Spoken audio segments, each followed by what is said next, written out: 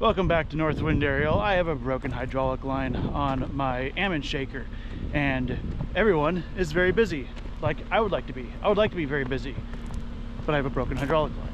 But I can't tell which hydraulic line it is specifically, so I'm going to use a drone to help diagnose it, because I carry this thing around with me all the time. I might as well use it. So obviously we are spitting out hydraulic fluid from somewhere over there, but I can't exactly tell which line it is.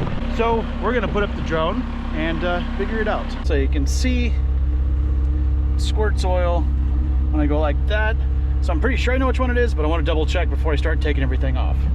Taking off. All right, just bring it over here. And we're just gonna zoom in and see if we can tell exactly which hose it is. Gotcha. Most tractors have a bunch of hydraulics that power them, but almond shakers really take the cake. But I wanted to kind of go over a tactic I've been learning how to use a little bit better for search and rescue scenarios, and that is flipping over to the manual settings of your camera and adjusting the ISO and shutter speed so you can see in darker spots like this. That whole leaked area was very well shaded, but by cranking around the ISO, I was able to get to see it. Yeah, that's a little beyond repair right there. Yeah. $10,000 piece of equipment to inspect a hydraulic hose. All right, now we're running to town to get a new hose and get back to work. So sitting here while I'm driving down the dirt road at like 5 miles an hour, I'm going to give you guys a little idea of exactly how almond harvest is. I know a couple of my various subscribers and friends have been curious, and I am planning a full-blown like feature-length video all about almonds from beginning to end. But I got a lot more to film, and that's a huge editing project. And right now I get about 2 hours of downtime at night, which I've been spending playing Minecraft, of all things, with my wife at the moment, and we've been having a phenomenal time. And I'm trying to keep my editing projects low, because there's certain times where you gotta triage exactly how busy you are and take some time to yourself. But I still try and get at least one video out per week to you guys, because that's the life of a YouTuber. We joined this and we decided to self-impose these deadlines, and especially now that I have a partner that I need to make sure she gets paid as well for all the help she does on the channel. I want to make sure I keep putting out my stuff to help out with that. Speaking of her, she's helping me get some stuff together for a 10,000 subscriber giveaway, which will be coming soon, which will be something I think you guys will really like. Can't show it to you yet because we're still kind of in the production phase of stuff, but trust me, I think you guys will really like it. So how does almond harvest work? Let's do a very basic version of it. So when the almonds are ready, you go out there and you have to shake them. The old joke being that, why are they, when are they almonds and when are they almonds? Well, they're almonds when they're on the tree, and they're almonds when they're off, because you got to shake the L out of them to get them off. Ha ha ha, very funny. I have told that joke probably 100 times in my entire life. So you shake the almonds off and they lay on the ground. They have to be pretty dry in order to come off, depending on the variety, but they fall off, they lay on the ground, and they dry a little bit more. And then once they have dried enough, then the sweepers come through and blow the almonds off of the berms and sweep them to the center of the row. And then the sweepers, they go back and forth, usually 1 or 2 passes, and get the nuts into what we call a windrow, where they are then picked up using a pickup machine. Sweeps and cleans and puts the nuts into a cart that then the bankouts come behind and unload the almonds from. And then the bankouts will take their full loads of almonds and they'll take them to an elevator, and then the elevator dumps them into a truck, and then the truck takes them off to a hulling plant. I am really hoping that I can take you guys on a tour of the huller we go to, but I, A, need to get done with harvest myself, and B, need to clear that with the owners and whatnot of the huller we take ours to in order to go make a video. I can't just show up with a GoPro in my hand and be like, hey, how does this work?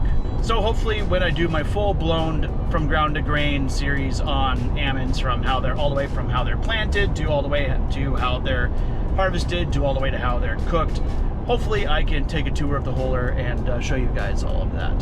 But yeah, it sounds like a fairly simple process, but it's pretty involved. There's a lot of man hours to go into it.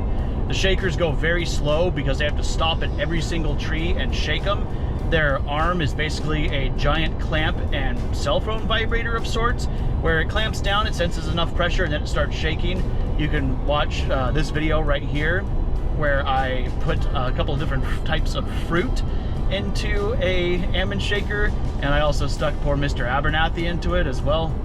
R.I.P. in peace, Mr. Abernathy. Picking up goes fairly quickly, but it's very, very dusty. That's one of the other big reasons why a lot of my editing has kind of fallen behind, because we start very early and we work pretty late. Yesterday started at around 6 a.m. I had to get out and go do some irrigation on the trees, and then we got started picking up, and in order to finish the field so we can move over to our other field where we're currently at, we had to work until 8 p.m. So 6 a.m. to 8 p.m. Basically came home, helped the kids get into bed, gave them kisses, ate dinner, took a shower, and then sat down and played Minecraft for like an hour with my wife until it was time for bed. Harvest is a very invigorating season, and it's also a very exhausting season. It's great because unlike many other jobs, we work all year, we spend all this money, and when we bring in a crop, that is what we get paid for. It's the single most important time of year for all farmers, and it demands a lot of long hours and very few days off, if any. Between ITF and Ace Hardware, I swear to God, we are at one of these or both of these like once or twice a day, it seems. And there we go. So since this is a mostly drone channel, and some people stop here and for the farming content or whatnot, I have a question for all of you out there in the audience. How about do you go getting on the various lists? I'm already on several, I'm sure. How do you go about getting on the various lists to find out where various expos and seminars and various meetups and everything are for drones?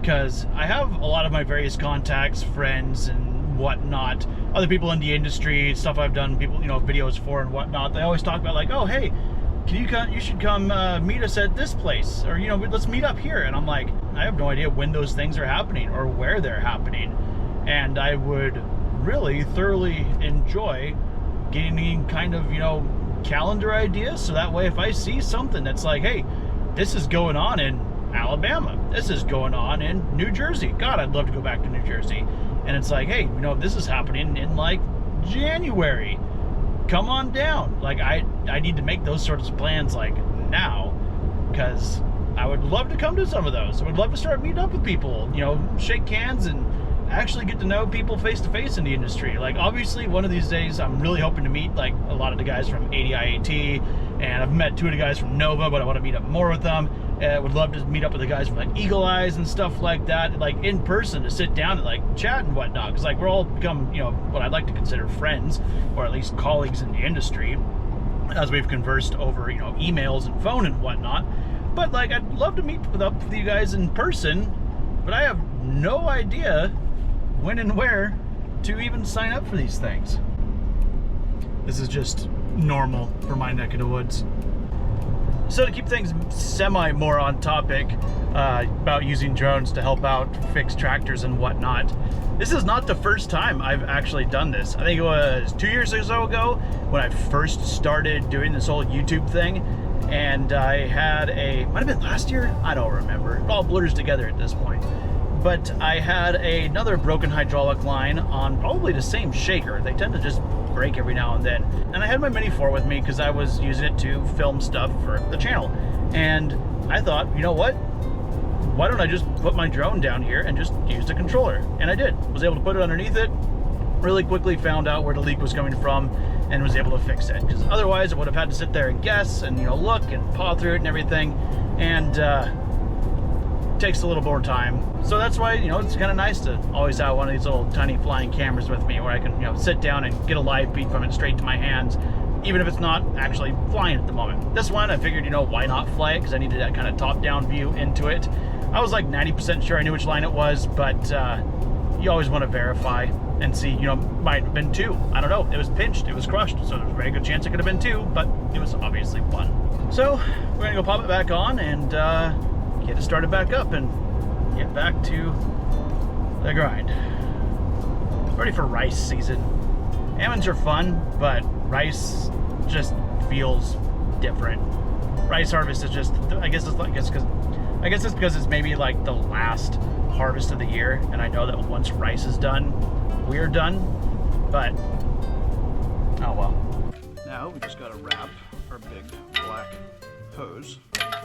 This thick plastic helps protect the hose. Seems like it works really well considering I've obliterated it. This thick black plastic is supposed to help the hose. How about that? There we go. Oh shit. It's not ideal. Still clean. The last thing we want is for our thick black hose to get dirty.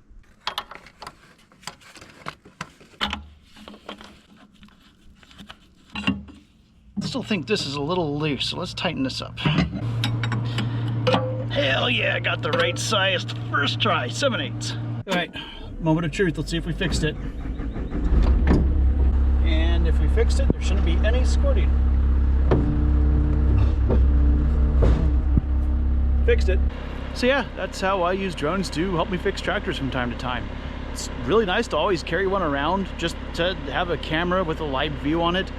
It really helps when you're short-manned, like we always are here on the farm, to just have a second set of eyes that you can see exactly where there's a break, exactly where something is moving wrong, hopefully never where the smoke is coming from, but you never know. Your mileage may vary. But hopefully you enjoyed this, hopefully you enjoyed the nice little chat while I'm out here busy in the almond trees.